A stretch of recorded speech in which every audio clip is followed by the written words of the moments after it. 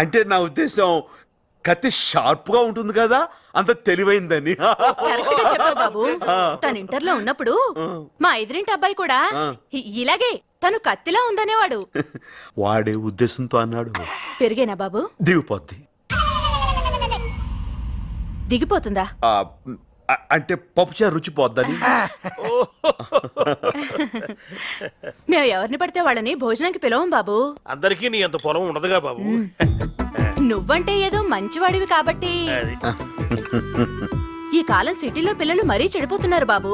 10th pass అవగానే cigarette, fail అయితే మందు.